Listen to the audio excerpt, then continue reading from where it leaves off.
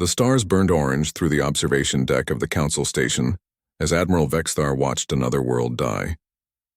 His scaled hands gripped the railing hard enough to leave marks in the metal. On the holographic display before him, the Sarah Prime flickered and went dark. 4 billion souls, gone in less than an hour. "Admiral, the Defense Fleet reports total loss," a young officer said behind him. Her voice shook. "All 7 species ships and destroyed. The Calreth are moving to the next system." Vexthar closed his eyes. 40 years he had fought these monsters. 40 years of watching worlds fall, civilizations crumble, entire species vanish from existence. The Calreth swarm consumed everything in their path like a plague of locusts made of chitin and hate. They did not negotiate. They did not take prisoners. They simply ate and moved on. "How many ships did we lose?" he asked, though he already knew the answer would hurt. 237 capital ships, Admiral. Maybe 1,000 smaller vessels. We're still counting the escape pods. 200 ships, gone. The Galactic Council had started this war with 6,000 warships from dozens of species. Now they had less than 800 left. The mathematics were simple and brutal. At this rate, they would be extinct within 2 years. The door to the observation deck opened. Ambassador Silene entered, her pale blue skin seeming to glow in the dim light. She was from the Valorian species, empaths who could feel the emotions of others. Vexthar wondered how she survived feeling the terror of billions as they died. "The Council is gathering," she said softly. "They want your report." "My report is that we are losing," Vexthar said. He turned to face her. "We have lost 40% of all colonized space in 2 years. The Calreth have consumed 300 worlds. At our current rate of losses, we cannot hold the Nexus defense line for more than 6 months. After that, nothing stands between them and the core worlds." Celine's face was calm, but he could see the pain in her eyes. She felt everything. The fear, the desperation, the slowly dying hope of an entire galaxy. "Then we need something new," she said. "Some weapon, some strategy we haven't tried." "There is nothing new," Vexthar snapped. He immediately regretted his tone, but the frustration poured out anyway. "We have thrown everything at them. Fusion bombs, antimatter torpedoes, biological weapons, nanoplagues. Nothing stops them. They adapt, they evolve, they overcome. The Calreth are not just an army. They are a force of nature." They walked together through the gleaming corridors of the station toward the council chambers. Other species passed them, dozens of different forms. Reptilian Dravines like Vexthar, crystalline archons whose bodies rang like bells when they moved. The floating gas beings called wisps, massive armored chromath who had to duck through doorways. All of them had fought the Calreth. All of them were losing. The council chambers were chaos when they arrived. Representatives from 40 different species shouted at each other in a dozen languages. The translation devices struggled to keep up. "We must evacuate the outer colonies now." "Evacuation is surrender." "We must fight." "Fight with what?" "We have no ships left. The Chromath 4th Fleet can hold the line. The Chromath 4th Fleet is ash, just like every other fleet we send." Vexthar walked to the center podium. The room slowly quieted as he stood there waiting. He was old by Dravine standards, his scales graying at the edges, scars covering half his face from a Calreth acid strike 20 years ago. But he had earned respect through blood and loss. "The Sarah Prime has fallen," he said. His voice echoed in the sudden silence. "The Calreth will reach the Nexus defense line within 3 weeks. We estimate they will break through within 2 months. I recommend we begin evacuation of all worlds within 50 light-years of the line. We need to consolidate our forces for the defense of the core worlds." "Evacuation?" The Archon representative's crystalline voice rang with anger. "You would abandon billions?" "They will die either way," Vexthar said flatly. "At least this way some survive." An older representative stood. He was Talonex, one of the avian species whose people had nearly gone extinct in the first Calreth invasion. "There must be something we can do. Some ally we haven't called, some weapon we haven't used." "There is no one left," another said. "We are the Galactic Council. We represent every spacefaring species in known space. Who else is there?" Ambassador Silene had been quiet until now. She stood slowly, her movements graceful. "There is one species we haven't asked for help," she said. The room fell silent. Everyone knew what she meant. "The humans," she continued. "They made first contact with us 150 years ago. They shared some of their technology. They seemed peaceful, curious, and then they simply left. They built a barrier around their home systems and shut themselves away from the galaxy. The humans are dead, someone muttered, or hiding like cowards. We don't know that, Silene insisted. The quarantine barrier around their space is still active. It still requires massive amounts of power to maintain. Someone is keeping it running. Vexithar shook his head. I remember the humans. Yes, they were clever. Their technology was interesting. But they were soft. They wrote poetry and made art. They argued endlessly about philosophy and rights. They were not warriors. They were also adaptable, Silene said. That was what I remember most about them. They could change. They could become what they needed to be. The Chromath ambassador rumbled forward, his massive armored body shaking the floor. Even if the humans still exist, what could they offer? They had no major military when they left, a few hundred ships at most. We need thousands. We need anything, Silene said quietly. We are dying. What harm is there in asking? The debate raged for another hour. Some species argued the humans were extinct. Their worlds probably already consumed by some other threat. Others said the quarantine barrier proved they were hiding, and cowards would not help. A few, like Silene, held on to a thin hope that humanity might have something to offer. Finally, they voted. It was close. 23 species voted yes. 17 voted no. They would send a distress call into human space using the old frequencies from 150 years ago. This is pointless, Vexthar said after the vote. He and Silene stood alone in the observation deck again, watching the communications array power up. Even if anyone receives the message, even if humans still exist, what can they do? We need armies and weapons, not poetry and philosophy. Maybe, Silene said. She touched the glass, looking out at the stars. Or maybe we need someone who hasn't given up yet. We're so tired, Vexithar. We've been fighting for so long. Maybe we need fresh eyes, fresh hope. The distress call went out that night. It contained everything. The history of the war, the casualties, the desperate situation. It ended with a simple message. If anyone in human space receives this, we need help. The galaxy is dying. Please respond. 3 days passed with no answer. Vexthar buried himself in logistics, planning the evacuation of dozens of worlds. The news was universally bad. The Calreth had broken through another defensive position. 2 more worlds had gone silent. Refugee ships clogged the space lanes heading toward the core worlds. On the 4th day, something changed. Vexthar was in his office when the alarms went off. He rushed to the command center to find officers staring at their displays in confusion. What is it? He demanded. Sir, the quarantine barrier just powered down, a sensor officer said. Section 47, adjacent to the Calreth front lines. Powered down? You mean it failed? No, sir, it was deliberate. And something is coming through. We're detecting a massive energy signature moving at... That can't be right. What speed? 0.7 light speed, sir. And it's accelerating. No known species has ships that fast. Vexthar felt his heart's beating faster. Course? Heading directly toward the largest Calreth fleet concentration. The one attacking the Nexus defense line. Get me a visual. Use every sensor we have. The main display flickered to life. Long-range sensors tried to focus on whatever was coming out of human space. The image was grainy, distorted by the massive energy output, but slowly it resolved. It was a ship, but the size readings had to be wrong. Check those sensors, Vexthar ordered. That signature says the ship is 50 kilometers long. That's impossible. The officer rechecked. He looked up, his face pale. Sensors are working perfectly, Admiral. It's 54 kilometers long. And, sir, our database is identifying it as human design. The architecture matches their old ships from 150 years ago, but scaled up massively. The command center went silent.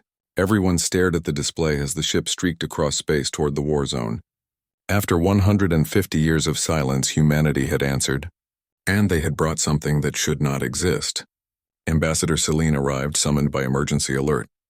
She looked at the display and smiled. It was a sad smile, but also hopeful. I told you they would come, she whispered. One ship, Vexthar said. One ship against millions of Calreth bioships. What can one ship do? But even as he said it, he felt something he had not felt in years. Not quite hope, not yet, but maybe the possibility of hope. Maybe that was enough. Far away in the cold depths of space, Hive Queen Zarketh felt the disturbance. Her consciousness stretched across the entire Calreth swarm. touching millions of her children. She felt their hunger, their endless need to consume and grow. For 300 years, nothing had truly challenged them. Species fought and died. Worlds burned and were consumed. It was the natural order. But now something new approached. Something her swarm mind did not recognize. The bioships in the Nexus system felt it too. A massive energy signature moving impossibly fast, heading directly toward them. Zarketh examined the data through the eyes of her children. A ship large, but ships could be overwhelmed. The Calreth had destroyed thousands of large vessels. They would destroy one more. She sent the command through the hive mind. Prepare for battle, destroy the intruder, consume everything. It was what they always did. It was what they were created to do. Zarketh did not yet understand that everything was about to change. That humanity had spent 150 years preparing for this moment. That they had sacrificed everything, transformed themselves completely, all for one purpose. The Calreth were about to learn what happens when you threaten a species that refuses to die. The message traveled through space at the speed of light, passing through the invisible boundary of the quarantine barrier. Inside human space, automated defense systems registered the incoming transmission. They had been waiting for 150 years. Within milliseconds, the message was decoded, analyzed, and forwarded to the appropriate authorities. Deep within the Sol system, in a massive orbital station that ringed Earth like a mechanical moon, Fleet Admiral Chen received the distress call. She was old now, over 90. But genetic modifications kept her sharp. She had been a young officer when humanity made the decision to isolate itself. She had spent her entire life preparing for this moment. She read the message 3 times. The galaxy was dying. The Calreth swarm was consuming everything. Billions were dead. The Galactic Council was down to their last defenses. They were begging for help from anyone who might listen. Send word to the High Command, Chen said to her aide. Tell them the Calreth have advanced beyond our projections. We need to deploy immediately. How many ships, Admiral? Chen looked out the viewport at the fleet that filled the space around Earth. Thousands of vessels, from massive titans that dwarfed planets to small attack craft. Every single one built for war. 150 years of construction. 400 billion humans all working toward one goal. Send the first wave, she said. 48 vessels. That should be enough to make our point. On the council station, Vexithar tried to focus on the evacuation plans, but his mind kept returning to that impossible ship. The sensors tracked it as it crossed the gulf of space toward the Calreth lines. 3 days had passed since it emerged. 3 days of watching something that should not exist. Any response from the ship? He asked for the 100th time. No, sir. It's maintaining communication silence. But Admiral, you need to see this. The tactical display updated. A small Calreth splinter fleet, maybe 300 bioships, had changed course. They were heading toward human space. They're going to breach the quarantine barrier, the officer said. They must have detected the energy signature when the main ship came through. Vexthar cursed. Can we warn them? We've been trying, sir. No response from human space. 300 Calreth bioships was not a massive force, but it was enough to devastate an unprepared system. If the humans really were as peaceful as they had been 150 years ago, they would be slaughtered. Keep trying to make contact, Vexthar ordered, and track that splinter fleet. I want to know the moment they reach human space. The Calreth ships moved with terrible purpose. They were organic vessels, grown rather than built, covered in chitinous armor and armed with acid projectors and biological missiles. Inside each ship, thousands of Calreth warriors waited in hibernation, ready to swarm and consume any world they found. The splinter fleet reached the edge of human space 2 days later. They passed through the gap in the quarantine barrier where the massive ship had emerged. Sensors showed them entering the first human system, a minor colony world according to records from 150 years ago. Vexthar watched the sensor feeds with growing dread. This was how it always started. The Calreth would consume the outer colonies, then push deeper. If humans really had survived behind their barrier, they were about to learn what the rest of the galaxy already knew. The Calreth were unstoppable. But then something strange happened. The Calreth fleet stopped broadcasting. Their signals simply cut off all at once. It was as if they had been switched off like a light. What happened? Vexthar demanded. Unknown, sir. We've lost all contact with the Calreth ships. They just disappeared. Ships don't just disappear. Send a probe. I want to know what's happening in that system. The probe took 6 hours to reach the edge of human space. What it found made no sense. The Calreth fleet was gone. Not destroyed, not damaged. Simply gone. The space where 300 bioships had been was empty. Not even debris remained. But human ships were there. Dozens of them, sleek and dangerous looking. They patrolled the border like guards, watching for more intruders. When the Council probe got too close, one of the human ships moved to intercept. A voice came through on all frequencies. It was calm, professional, terrifying in its efficiency. "This is United Earth Space Command Border Patrol. You are entering quarantined space. Turn back immediately or you will be destroyed." The probe retreated, but it had captured enough data. The human ships were advanced far beyond anything they had been 150 years ago. Their weapons were clearly visible. Their armor was thick. These were warships, pure and simple. And they had somehow eliminated 300 Calreth bioships without leaving a trace. "What kind of weapon does that?" an officer whispered as they reviewed the probe data. "I don't know," Vexthar said, "but I think we're about to find out." The massive human ship reached the Talus system on the 7th day.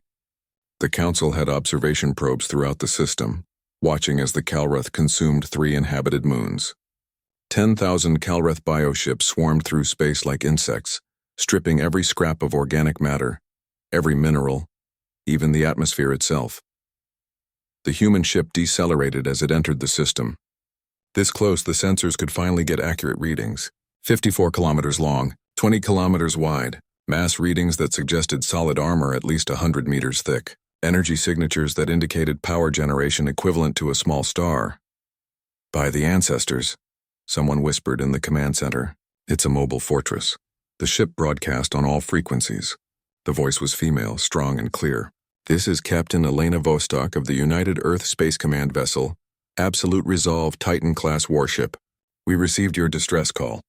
All sentient species are to clear the combat zone immediately. The Calreth incursion ends now." Vexthar grabbed the communication controls. "Captain Vostok, this is Admiral Vexthar of the Galactic Council.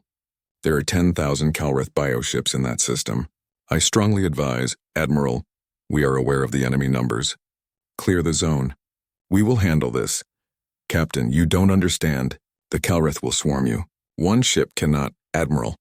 Her voice was sharp now. "We did not travel this far to debate tactics. Clear the zone." Vexthar wanted to argue more, but something in her voice stopped him. This was not the uncertain voice of someone untested. This was a commander who knew exactly what she was doing. "All Council ships, pull back to observation range," he ordered reluctantly. The few remaining Council vessels in the system retreated. That left only the Absolute Resolve and 10,000 Calreth bioships. The Calreth had noticed the human ship by now. They reacted as they always did. They swarmed. Bioships broke off from their feeding patterns and accelerated toward the Absolute Resolve. They moved in perfect coordination, guided by the hive mind. Thousands of weapons charged. The Calreth would overwhelm this single ship, just as they had overwhelmed thousands of others. But the Absolute Resolve did not fire, not yet. Instead, panels opened along its hull. Thousands of them. And from each panel, small craft emerged. They looked like insects themselves. Mechanical wasps barely 10 meters long. But there were so many of them. 10,000, 20,000, 50,000. The drones formed a cloud around the Absolute Resolve like a swarm protecting their queen. Then the human ship moved. Something that large should have been slow, unwieldy. Instead, it maneuvered like a fighter craft, rolling to present its broadside to the approaching Calreth swarm. The weapons fired. Vexthar had seen every weapon the galaxy had to offer. He had seen antimatter torpedoes, plasma cannons, graviton beams. Nothing prepared him for what the humans had built. The first weapons were kinetic, but these were not simple railguns. These were relativistic mass drivers, accelerating metal slugs to 90% of light speed. When they hit, the Calreth bioships simply ceased to exist. The impacts released energy equivalent to nuclear weapons. Each shot punched through dozens of ships before the slugs finally dispersed. The second weapons were energy-based. Coherent gamma-ray lances that burned with the intensity of stellar cores. The beams swept through the Calreth formation like a farmer's scythe through wheat. Where they touched, bioships simply vaporized. The radiation sterilized everything at the cellular level. Even Calreth acid could not survive. The third weapons were the most terrifying. Gravitational projectors that created localized gravity wells. Bioships caught in the fields crumpled like paper, crushed by forces equivalent to a planet's core. Some were pulled together and compressed into spheres of organic matter that then ignited from the pressure, burning like tiny stars. The drones were not passive either. They moved through the Calreth swarm like piranha through water. Each one carried cutting lasers and shaped charges. They targeted specific points on the bioships, weakening armor, destroying weapons, killing the organic components that kept the vessels alive. The battle lasted 17 minutes. When it was over, not a single Calreth bioship remained. The absolute resolve floated in space, surrounded by the expanding debris cloud of 10,000 destroyed vessels. The human ship had not taken a single hit. Its shields had absorbed the few Calreth weapons that got through, barely registering the impacts. The command center on the council station was silent.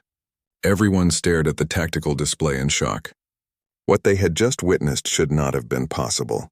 One ship had destroyed what would have taken the entire council fleet to even slow down. Captain Vostok's voice came through again. This is absolute resolve to Galactic Council. The Talus system is clear. We will maintain position here until you can arrange recovery operations for survivors. Captain Vostok out. Then another transmission followed, this one directed specifically at the Council leadership. Admiral Vexthar, Ambassador Selene. This is Captain Elena Vostok. We need to talk. Humanity has been monitoring your war with the Calreth. We've been preparing for this. We're sorry we took so long. We're sorry for a lot of things. But we're here now. And we're going to end this. Vexthar sat down heavily in his chair. His hands were shaking. Around him, the command center erupted in chaos. Some officers cheered. Others stood in shocked silence. A few openly wept with relief. Ambassador Selene appeared on his communication screen. Tears ran down her blue face, but she was smiling. They came, she whispered. I told you they would come. One ship destroyed 10,000, Vexthar said. He could not quite believe it. Selene, what did the humans become? Far away, in the deepest regions of Calreth space, Hive Queen Zarketh processed the information from her destroyed children. In 300 years of conquest, she had never experienced this. 10,000 of her children gone in minutes. The information was incomplete. The mental connection severed so quickly that she only got fragments. But those fragments told a terrifying story. A single ship. Weapons beyond anything encountered before. Perfect efficiency, no mercy. For the first time in her long existence, Zarketh felt something she did not have a name for. It was not fear exactly. The Calreth did not truly understand fear. But it was close. It was the recognition that something existed in the galaxy that could challenge the swarm. She sent out the command to all her children across the galaxy. Find these humans. Learn about them. Prepare. The easy conquest was over. Real war had begun. The council chamber was packed to capacity when Captain Elena Vostok arrived. Every species wanted to see the human who had destroyed 10,000 Calreth bioships with a single vessel. Security had to hold back crowds outside. The mood was electric, a mixture of hope and fear that Vexthar recognized all too well. Elena Vostok walked through the main entrance with 4 guards flanking her. She was tall for a human, maybe 190 centimeters, with dark hair pulled back in a severe bun. Her uniform was black and gray, functional and unadorned except for rank insignia. Her eyes were the most striking feature, a pale gray that seemed to evaluate everything with cold calculation. She was young, maybe 40 standard years, but she carried herself like someone much older. Someone who had seen too much. Someone who had done things that left permanent marks on the soul. Ambassador Selene met her at the entrance. The empathic Valorian's smile faltered slightly when she came close to Elena. Vexthar wondered what she felt. What emotions radiated from this human? Captain Vostok, welcome to the council station. I'm Ambassador Selene. We spoke 150 years ago during first contact. Though I suppose you wouldn't remember. I have the records, Elena said. Her voice was polite but distant. You were kind to my ancestors. They spoke well of the Valorian people. They walked together toward the main chamber. Selene kept glancing at Elena, her expression troubled. Finally, she spoke quietly. Captain, may I ask a personal question? Of course, Ambassador. What happened to your people? The humans we met 150 years ago were so different. They were curious, open, passionate. You seem, I don't mean to offend, but you seem cold. Elena stopped walking. She turned to face Selene directly. We changed, Ambassador, we had to. When we saw what was coming, we made a choice. We chose survival over everything else. Over art, over philosophy, over individuality. We chose to become what we needed to be. She paused. You're an empath. What do you feel from me? Celine's face went pale. I feel nothing. It's like standing next to a machine. How is that possible? You're alive, but there's no emotional resonance. No joy, no fear, no... We were trained that way, Elena said simply. Emotions cloud judgment. They make you hesitate. We couldn't afford that. She started walking again. Come, the council is waiting. The chamber erupted in questions the moment Elena entered. Representatives from dozens of species all shouted at once. Elena simply stood at the central podium and waited. Her calm silence was somehow more commanding than any shout. Gradually, the room quieted. Vexithar spoke first. Captain Vostok, on behalf of the Galactic Council, I thank you for responding to our distress call. What we witnessed at Talos was extraordinary, but we need to understand. What happened to humanity? Where have you been? And most importantly, can you help us win this war? Elena tapped a control on her wrist. A holographic display appeared above the podium, showing star charts and tactical data. 151 years ago, a human exploration vessel encountered a damaged Kalreth scout ship near our border. The Kalreth were injured, dying. We tried to help them. They killed the entire crew and destroyed the ship, but not before we transmitted detailed information about them back to Earth. The display showed images of Kalreth bioships, anatomy scans, behavioral analysis. We studied everything we could. We accessed Galactic Council databases, reviewed every encounter, every battle. We ran simulations. The results were clear. The Kalreth would eventually reach human space, and when they did, we would not survive. So you hid, someone said from the audience. Elena's gray eyes found the speaker. No, we prepared. There's a difference. We knew we couldn't fight the Kalreth as we were. We were too soft, too divided, too focused on the wrong things. So we changed everything. The display shifted to show Earth and its colonies. First, we united completely. Every human nation, every colony, every political faction. We dissolved all governments and created a single unified command structure, the United Earth Space Command. There were no more countries, no more competing interests, only survival. That must have been difficult, Celine said softly. It was necessary, Elena replied without emotion. Then we boosted our population. Genetic engineering, cloning, artificial wombs.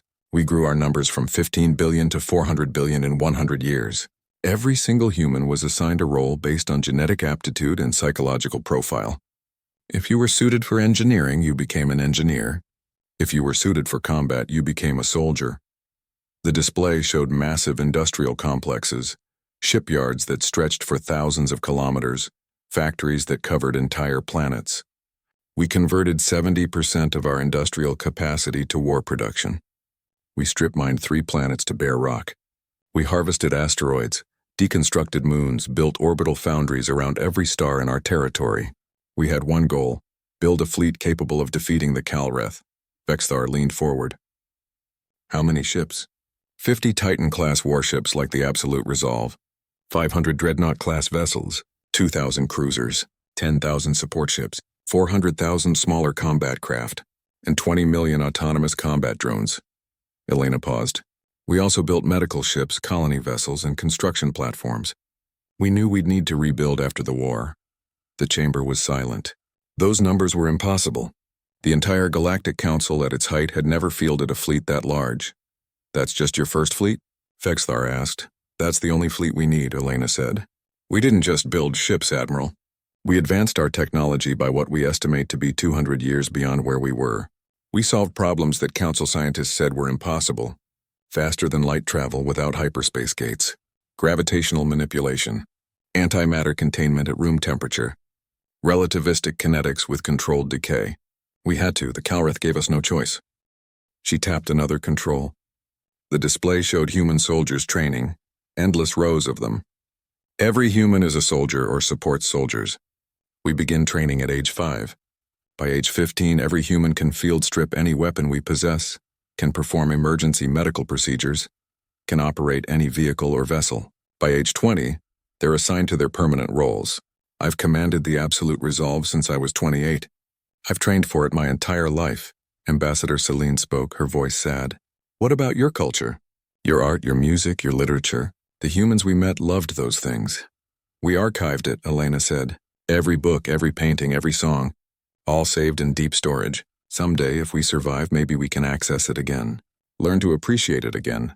But we're not sure we can. We've changed too much. She looked at Celine. You asked what happened to us, Ambassador. We weaponized ourselves. We took everything that made us human and put it away. We became tools, weapons, whatever the galaxy needed us to be. That's horrifying, someone said. Elena nodded. Yes, it is. But we're alive. And now we're here to make sure you stay alive too. Vexthar stood. Captain, we appreciate your offer of help. But even with your fleet, the Calreth outnumber us. They have millions of bioships spread across hundreds of systems. This war has dragged on for 3 centuries. What makes you think we can win? Elena's expression didn't change. Because you've been fighting defensively. You've been trying to hold territory, protect worlds, minimize casualties. Those are good goals for a peacetime military. But this isn't peacetime. This is an extinction war. She tapped her controls again. The display showed a map of Calreth space. Red markers indicated their major concentrations. We've been observing this war for 150 years. We've mapped every Calreth position, analyzed every battle, studied their tactics. We know where their breeding worlds are. We know their supply lines. We know their weaknesses. The Calreth don't have weaknesses, a Chromath representative said. We've been trying to find them for 300 years. Everyone has weaknesses, Elena said. The Calreth's weakness is that they're a biological species. They need to eat. They need to breed. They need specific environmental conditions for their young. Cut off their breeding worlds and the swarm stops growing. Destroy their supply chains and they starve. They're not unstoppable. They're just a species that adapted well for conquest. But adaptation works both ways. She highlighted 5 systems deep in Calreth space. These are their primary breeding worlds. They produce 90% of all new Calreth warriors. The Hive Queen herself is based in one of these systems. We attack here, cut off their reproduction, and the war ends. The chamber erupted in argument. That's suicide. Those systems are defended by millions of bioships. We'd never get close. Even if we could, how would we destroy entire planets? Elena waited for the noise to die down. We have the weapons. We have the ships. We have the training. What we need is for you to decide if you're willing to take the offensive. If you're willing to do what's necessary to win. Vexthar felt a chill run down his spine. Captain, what exactly are you proposing? Total war, Elena said simply. We stop defending, we attack. We push into Calreth space and we don't stop until we reach their breeding worlds. Then we destroy those worlds completely. We eliminate the Calreth's ability to reproduce. Without new warriors, the existing swarm will eventually die out. The war will be over. You're talking about genocide, Celine whispered. I'm talking about survival, Elena corrected. The Calreth will never stop. Never surrender. Never coexist. You know this. You've tried negotiation. You've tried containment. Nothing works. So we remove them as a threat permanently. She looked around the chamber, meeting the eyes of every representative. I know what I'm proposing is terrible. I know it crosses lines that civilized species don't cross. But you're not civilized anymore. You're dying. You can keep dying slowly while trying to maintain your moral high ground. Or you can get your hands dirty and survive. The choice is yours. And if we refuse? Someone asked. Elena's expression didn't change. Then we'll do it ourselves. The Calreth killed our scout ship 150 years ago. They made themselves humanity's enemy. We don't forgive that. We don't forget it. With or without the Council, we're going to end the Calreth threat. She deactivated the holographic display. You have 48 hours to decide. Either join us or stay behind. But understand this, the galaxy is going to change. The age of the Calreth is ending. What comes after depends on what you choose today. Elena turned and walked out of the chamber, her guards following. She left behind a chamber full of species representatives staring at each other in shocked silence. Vexthar looked at Ambassador Silene. She was crying silently. They saved us, she whispered. But they destroyed themselves to do it. Those aren't the same humans we met. Those humans are gone. Maybe, Vexthar said. But these humans can win. That's what matters now. He stood and addressed the chamber. We have 48 hours to vote. I suggest we use that time wisely. Personally, I'm tired of losing. I'm tired of watching worlds die. If these humans can end this war, I'll follow them into the abyss if necessary. The vote took 46 hours.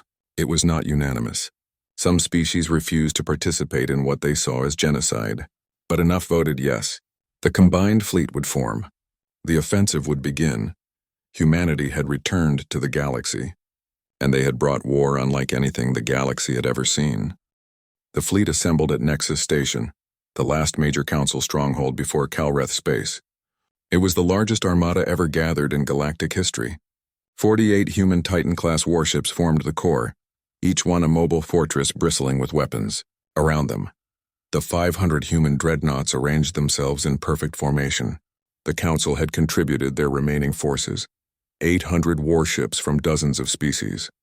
All told, nearly 1,500 major capital ships waited to push into enemy territory. But it was not just the capital ships that made this fleet terrifying. Surrounding them were thousands of smaller vessels, millions of combat drones and supply ships carrying enough ammunition to glass 100 worlds. The humans had even brought mobile shipyards, massive stations that could repair damaged vessels in the field. They had planned for everything. Admiral Vexthar stood on the bridge of his flagship, the Dravine battleship Eternal Vigil. It was old now, scarred by decades of combat. Next to the human vessels, it looked like a toy, but it was his command and he would not abandon it. Captain Elena Vostok's face appeared on his communication screen. She was on the bridge of the Absolute Resolve, surrounded by human officers who moved with mechanical efficiency. Admiral, all fleets report ready. We can begin the offensive on your order. My order? Vexthar was surprised. Captain, this is your operation. Your fleet is 10 times more powerful than ours. You should lead. This is your galaxy, Admiral. Your people have been fighting this war for 3 centuries. The Council forces deserve to have one of their own in command. I'm here to support you, not replace you. Vexthar felt a surge of respect. Despite all their power, the humans were willing to follow. That took a kind of strength that had nothing to do with weapons. Very well, Captain. All ships, this is Admiral Vexthar. Today we stop retreating. Today we attack. For every world we've lost, for every life taken, we will make the Calreth pay. All ships, advance! The fleet moved as one. Hundreds of vessels pushed forward into Calreth territory. The human ships led the way, their advanced sensors detecting threats long before Council ships could. The first Calreth resistance came within 3 hours. A patrol fleet of 200 bioships moved to intercept. They outnumbered the point guard significantly. Under normal circumstances, this would have been a major battle. Instead, it was a massacre. 3 human dreadnoughts broke formation and accelerated toward the Calreth. Their weapons fired at extreme range, relativistic slugs crossing the distance in seconds. The bioships tried to evade, but they were too slow. 50 Calreth vessels exploded in the first salvo. The survivors scattered, trying to escape back to their main forces. The human drones caught them. Thousands of small automated craft swarmed the fleeing bioships like piranha. Within minutes, not a single Calreth vessel remained. The 3 human dreadnoughts returned to formation. They had not taken a single hit. By the ancestors, Vexthar whispered. Is this how all the battles will go? The small ones, yes, Elena said on his screen. But the Calreth are adapting already. Watch. The fleet pushed deeper. Over the next week, they liberated 6 occupied systems. Worlds that had been consumed only months ago were reclaimed. The Calreth fought harder each time, learning from previous encounters. They began using kamikaze tactics, ramming human ships with suicide vessels. They deployed biological weapons, clouds of acid and toxins. They tried overwhelming numbers, throwing thousands of bioships at single targets. Nothing worked. The human ships were too well armored, too fast, too coordinated. Their point defense systems destroyed suicide ships before they could impact. Their shields neutralized biological weapons. When overwhelmed by numbers, they simply called for support. Another human vessel would arrive, clear the area, and move on. But the Council ships were not as fortunate. They lacked the humans' advanced technology. When Calreth bioships got close, Council vessels took damage. Ships were lost. Crews died. It was a stark reminder that while the humans had advanced beyond recognition, the rest of the galaxy was still vulnerable. Elena noticed the losses. She reorganized the fleet, placing Council ships in the rear where they could provide support fire but remain safer. Some Council captains objected, saying it was cowardly to hide behind the humans. Vexthar overruled them. "Swallow your pride," he told them. "We're here to win, not prove ourselves. Let the humans take the vanguard. Our time will come." The fleet reached the first major Calreth stronghold after 2 weeks of fighting. The Corvin system contained a former Council colony world that had been transformed into a Calreth fortress. 5,000 bioships guarded the system. Millions of Calreth warriors waited on the surface to repel any invasion. "This will be our first real test," Elena said during the command briefing. Her holographic image stood in Vexthar's war room alongside other fleet commanders. "The Calreth will defend this system with everything they have. We need to break them here, show them that nowhere is safe." "How do we approach it?" asked Commander Thelron, a Chromath who led the Council Heavy Assault Division. Elena highlighted the tactical display. "The Calreth expect us to hammer away at their defenses with frontal assault. That's how the Council has always fought, so we do something different. We split the fleet. 40% of our forces will engage the main Calreth concentration here. Draw their attention. The remaining 60% will micro-jump around the system perimeter and hit them from behind. Simultaneous assault from multiple vectors. They can't defend everywhere at once." "Micro-jumps are dangerous so close to a gravity well," someone objected. "For your ships, yes," Elena said without judgment. "Our navigation systems can handle it, trust me. This will work." The battle for Corvin system began the next day. The main fleet, led by 20 human titans and all the Council forces, pushed toward the Calreth lines. The bioships swarmed to meet them, confident in their numbers. For an hour, it seemed like a traditional engagement. Weapons fire lit up space. Ships on both sides took damage. Then the second wave arrived. 28 human titans micro-jumped into position all around the system simultaneously. They appeared within weapons range of the Calreth rear formations. Before the bioships could react, the humans opened fire with everything they had. The Calreth fleet was caught between two forces. Their coordination broke down. Ships collided with each other, trying to reorient. The hive-mind link that usually made them so effective became a weakness as panic spread through the network. The battle lasted 6 hours. When it was over, 4,800 Calreth bioships were destroyed. The remaining 200 fled deeper into Calreth space. The combined fleet had lost 15 ships, all of them Council vessels. On the planet below, the Calreth warriors prepared to defend against invasion. They never got the chance. The humans deployed a new weapon. From orbit, they fired penetrator rounds deep into the planet's crust. The rounds didn't explode immediately. They burrowed down to the mantle, beneath the Calreth installations, beneath their breeding chambers, down to where the rock was molten. When they detonated, the results were catastrophic. Massive volcanic eruptions ripped across the surface. Earthquakes shattered the Calreth fortress structures. Within hours, the entire planet was uninhabitable, not by destruction, but by making the environment hostile to Calreth biology. The temperature soared. The atmosphere filled with ash and toxins. The Calreth could not survive there. "You terraform the planet against them," Vexthar said quietly. "Geoengineering weapons," Elena confirmed. "It's more efficient than invasion. Why risk soldiers when you can make the environment itself hostile?" "Is that what you plan to do to all Calreth-occupied worlds?" "No, most worlds will just liberate. But strategic strongholds like this one, we make sure the Calreth can't use them again." The fleet pressed onward. World after world fell to the combined offensive. The Calreth tried to mount counterattacks, launching massive raids against Council territory. But human ships were always there to intercept. It was as if the humans could predict where the Calreth would strike. They probably could. 150 years of observation had taught them the patterns of Calreth strategy. 2 months into the offensive, they had reclaimed 40 systems. Territory the Council had thought lost forever was back under their control. Refugee ships began returning to their homeworlds.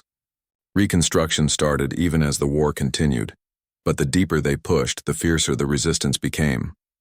The Calreth were pulling back their forces, consolidating around their core breeding systems. They were preparing for a final defense. Elena called a fleet meeting. All major commanders gathered, either in person or via hologram. She looked tired, Vexthar noticed. For the first time since he met her, Elena Vostok looked like she felt something. Strain, perhaps, or worry. "We're approaching the Calreth core systems," she said. "Intelligence suggests they've pulled back over 1 million bioships to defend their breeding worlds. That's 10 times what we've faced so far. The Hive Queen herself is there. This will be the decisive battle of the war. Can we win? Theleron asked bluntly. Yes, Elena said. But it will cost us. We'll lose ships. A lot of ships. Both human and council vessels. The Calreth won't have anything to lose at this point. They'll fight with absolute desperation. Ambassador Silene was present via hologram. She had been following the fleet, documenting everything for the council archives. Captain Vostok, there's something I need to ask. Something that's been troubling me.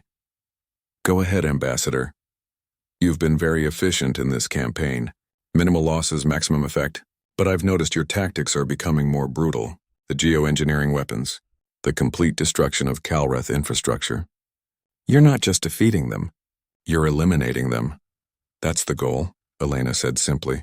But is it necessary? We're winning. The Calreth are retreating. Couldn't we negotiate some kind of truce? Force them into a contained region of space? Elena was quiet for a moment. When she spoke, her voice was careful. Ambassador, I'm going to tell you something that Command authorized me to share. The Titans like the Absolute Resolve, they're not just warships. They carry planet-killer weapons. Stellar cascade bombs that can ignite a world's core and destroy it completely. Not just make it uninhabitable. Actually destroy the planet. Turn it into an asteroid field. The room went silent. Vexthar felt cold. We built them for the Calreth breeding worlds, Elena continued. 5 worlds, 5 weapons. We end their ability to reproduce and the swarm dies out over the next century. No negotiation. No containment. Just extinction. That's genocide, Selene whispered. Yes, Elena agreed, it is. And I'm asking the Council to authorize it. Absolutely not, several commanders shouted at once. This is too far! We're not mass murderers. Elena waited for the shouting to die down. Then what's your alternative? We've proven we can beat the Calreth in battle, but they still outnumber us. They can still rebuild. As long as their breeding worlds exist, they'll keep coming. Maybe not today, maybe not in 10 years, but eventually they'll recover. And this war starts all over again. Is that what you want? To pass this problem to the next generation? There has to be another way, Selene said. If there is, tell me, Elena said. I genuinely want to know. We didn't build these weapons because we wanted to. We built them because we couldn't find any other solution. The Calreth don't negotiate. They don't stop. They don't change. They exist to consume. The only way to stop them permanently is to remove their ability to create more Calreth. Vexthar stood slowly. Everyone turned to look at him. I need to ask you something, Captain. If we refuse to authorize these weapons, what will humanity do? Elena met his eyes. We'll use them anyway. We came here to end the Calreth threat. Not delay it, not contain it, end it. We'll do that with or without Council approval, but we'd prefer to do it together. So we can share in the moral guilt, Vexthar said. So you can share in the peace that follows, Elena corrected. When this is over, when the Calreth are gone, your people will rebuild. Your children will grow up without fear of being consumed. Isn't that worth the cost? Vexthar looked around the room at the other commanders. He saw uncertainty, horror, but also something else.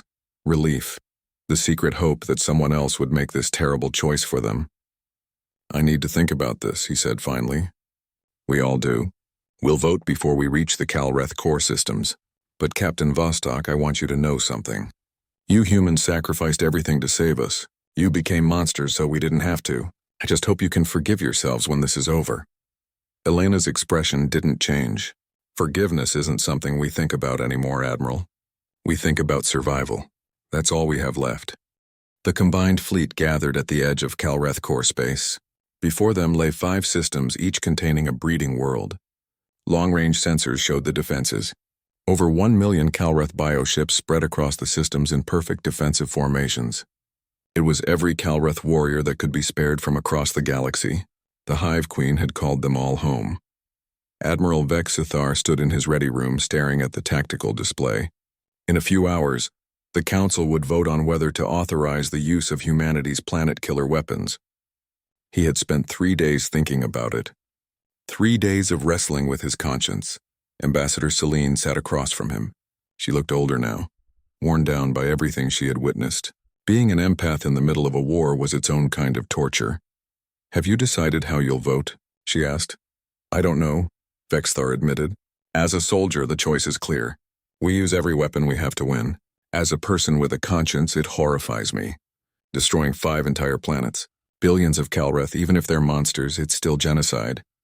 The humans will do it regardless, Celine said softly. Captain Vostok made that clear. Yes. So maybe the question is whether we want to be part of it or stand aside and pretend we're innocent. Celine smiled sadly. There's no innocence left in this war. We lost that the moment we asked the humans for help. We knew what they were. We knew what they'd become. We just didn't want to admit we were asking them to be monsters on our behalf. The vote came 2 hours later. Every species on the council had to decide. The debate was fierce. Some argued that genocide was never justified, that they would be no better than the Calreth. Others said survival demanded harsh choices. A few abstained, unable to choose either way. In the end, the vote passed. 28 species voted yes, 15 voted no, 6 abstained. The planet-killer weapons were authorized. Elena received the news on the bridge of the Absolute Resolve. She showed no reaction. She simply nodded and began issuing orders. Signal all Titan-class vessels. Arm the stellar cascade bombs. Prepare for final offensive. The fleet moved forward into the first system. The Calreth were waiting. 200,000 bioships filled the space between the fleet and the breeding world. They did not attack immediately. For the first time in recorded history, the Calreth tried to communicate. A signal came through on all frequencies. It was the Hive Queen. Her voice was like grinding stone, inhuman and terrifying. But the words were clear. Humans, we see what you have become. We understand your purpose. We offer a proposal. The Calreth will withdraw from all occupied territory. We will retreat to these core systems. We will not expand further. There can be peace between us, Elena responded personally. Hive Queen Zarketh, we received your proposal. It is rejected. The Calreth will be eliminated. There is no negotiation. We can coexist, the Hive Queen said. There was something in her voice. Not quite desperation, but close. We do not wish to die.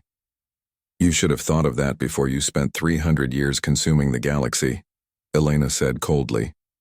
You gave the Council no mercy. You destroyed species that begged for peace. You consumed children, innocents, everyone. You made yourself into a threat that had to be eliminated. This is the consequence of your choices. If you attack, we will fight. Many of your ships will die. Many of your warriors will perish. Is it worth the cost? Yes, Elena said simply. All ships advance. Weapons free, the battle began. It was like nothing the galaxy had ever witnessed.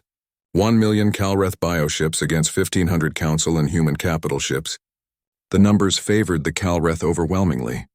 But numbers were not everything.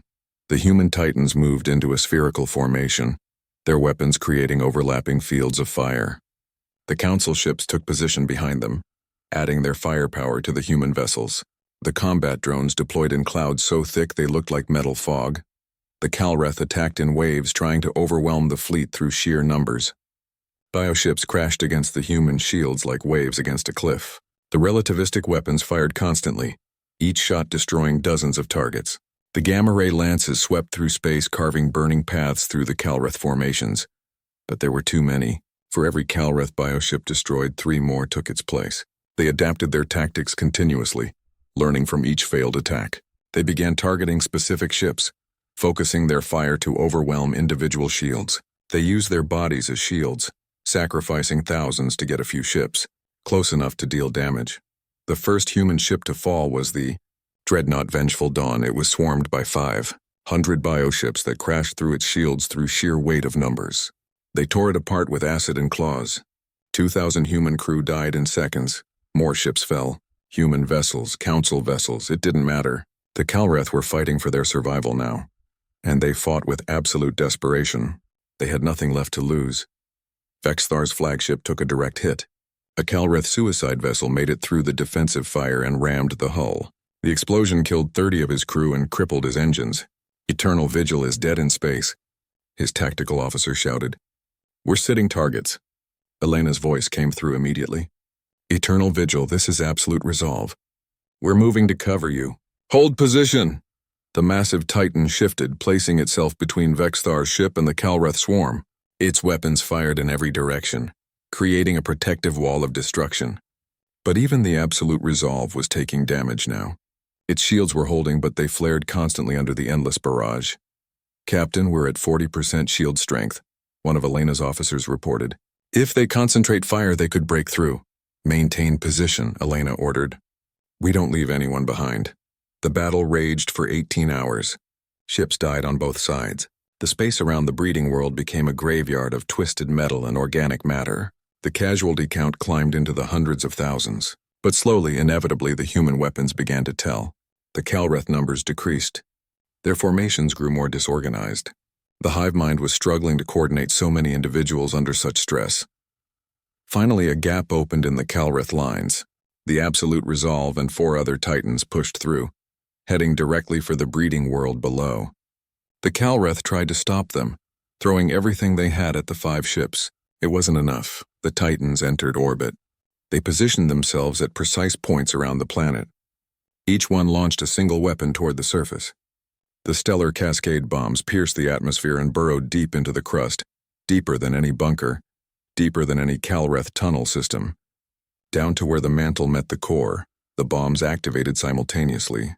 They didn't explode in a traditional sense. Instead, they triggered a chain reaction in the planet's core, forcing it to collapse inward and then rebound with catastrophic force. The planet convulsed. The crust split open. Magma erupted in jets that reached into space. The atmosphere ignited. In orbit, the Calreth bioship simply stopped. Their connection to the breeding world below, to the billions of Calreth eggs and larvae that were being consumed in the planet's death, it overwhelmed the hive mind. They drifted, paralyzed by shared agony. The human and council ships destroyed them methodically. It was not a battle anymore. It was an execution. The planet died over the course of 6 hours. By the end, nothing remained but a glowing sphere of molten rock that would take centuries to cool. Every Calreth on the surface was dead. Every egg, every larvae, every breeding chamber, gone. 1 down, Elena said quietly. 4 to go. The fleet moved to the next system. The pattern repeated. Massive battle, devastating casualties, breakthrough, deployment of planet killers. The second breeding world died. Then the third. By the 4th system, the Calreth resistance was noticeably weaker. They had lost too many ships. The hive mind was fragmenting. The 5th and final system was where Hive Queen Zarketh made her personal stand. She commanded the last major concentration of Calreth forces personally, her bioship larger and more powerful than any other. She fought with the fury of a species facing extinction. "You are making a mistake," she broadcast as the battle raged. "The Calreth may be gone, but what comes after? You humans have proven yourselves to be effective killers. The galaxy will fear you now. They will wonder if they are next. You have become the very thing you fought against." Elena didn't respond. She focused on the battle, on keeping her crew alive, on achieving the mission. But Vexthar, watching from his repaired flagship, wondered if the Hive Queen had a point. The final planet killer launched. The 5th and last breeding world began to die. Hive Queen Zarketh's final words echoed across all frequencies. "We are not the last threat you will face. Others will come. And when they do, will you destroy them too? Where does it end, humans? Where does it end?" Then her signal cut off as her bioship was destroyed by a gamma-ray lance. The Hive Queen was dead. The breeding worlds were gone. The war was over. The remaining Calreth bioships across the galaxy went dormant.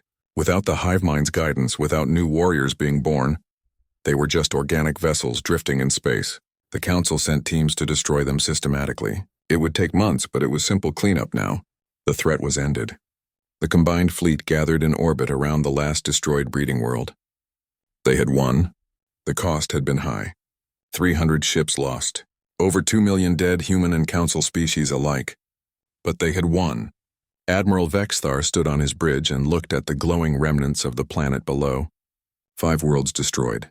Billions of Calreth dead. Genocide on a scale the galaxy had never seen. And he had voted for it. Was it worth it? He asked Ambassador Celine, who stood beside him. "We survived," she said quietly. "Our children will grow up without fear of being consumed. Isn't that worth any price?" "I don't know anymore." 1 year later, the galaxy was rebuilding. Worlds that had been consumed were being terraformed and recolonized. Refugees returned to their homes. The Council began restructuring, planning for a peaceful future. The war was truly over. The human fleet began to dismantle. The weapons were decommissioned. The soldiers started transitioning to civilian life, but it was not easy. 150 years of single-minded purpose of being trained only for war could not be undone overnight. Captain Elena Vostok retired from the UESC. She returned to Earth for the first time in 20 years. The planet was different from what she remembered. Construction was everywhere as humanity tried to rebuild the culture they had set aside. Museums were reopening, art schools were being established. People were learning to create again instead of just destroy, but Elena found she could not connect to any of it. She walked through an art gallery and felt nothing. She listened to music and heard only noise. The part of her that could appreciate beauty had been cut away so long ago, she didn't know if it could ever grow back. She lived in a small apartment near the ocean. She spent her days walking on the beach, trying to remember what it felt like to be human instead of a weapon. Most days she failed. Ambassador Celine came to visit her 6 months after the war ended. She found Elena sitting on the beach staring at the sunset. "How are you adjusting?" Celine asked, sitting beside her. "I'm not," Elena said simply. "I can't. We changed too much. Gave up too much. I don't know how to be a person anymore. I only know how to be a soldier." "You saved the galaxy," Celine said softly. "I know. And I destroyed 5 worlds doing it. I killed billions. I turned myself into a monster. Was it worth it? I don't know. I can't feel enough to know." Celine was quiet for a moment. Then she took Elena's hand. "Let me help you. Let us help all of you. The Council owes humanity everything. We have empaths, therapists, teachers, people who can help you remember what you gave up. It won't be easy. It might take generations. But you don't have to stay as weapons forever." Elena looked at their joined hands. She felt the warmth of Celine's touch, the first real physical contact she'd had in months. Something stirred in her chest. Not quite emotion, not yet, but maybe the possibility of emotion. "You really think we can come back from this?" she asked. "I think you have to try," Celine said. "You became monsters to save us. The least we can do is help you become human again." They sat together and watched the sun set over the ocean. Across the galaxy, on 1,000 worlds, other humans were having similar conversations, learning to paint again, learning to write poetry, learning to feel. It would take time. Decades, maybe centuries. The scars ran deep, but humanity had proven they could change themselves completely once before. Maybe they could do it again. Maybe they could learn to be both strong enough to protect themselves and human enough to enjoy what they protected. The age of the Calreth was over. The age of rebuilding had begun. And in the quiet moments between reconstruction efforts, people whispered stories about the humans who had saved them, the species that had sacrificed everything, become weapons incarnate, and then tried to find their way back to being people. Some species feared them. Others respected them. All remembered them. And humanity? They tried their best to remember who they used to be before the war. Before the quarantine. Before they made the choice to survive at any cost. It was the hardest battle they had ever fought. But for the first time in 150 years, they were fighting to build instead of destroy. And maybe, just maybe, that made all the difference.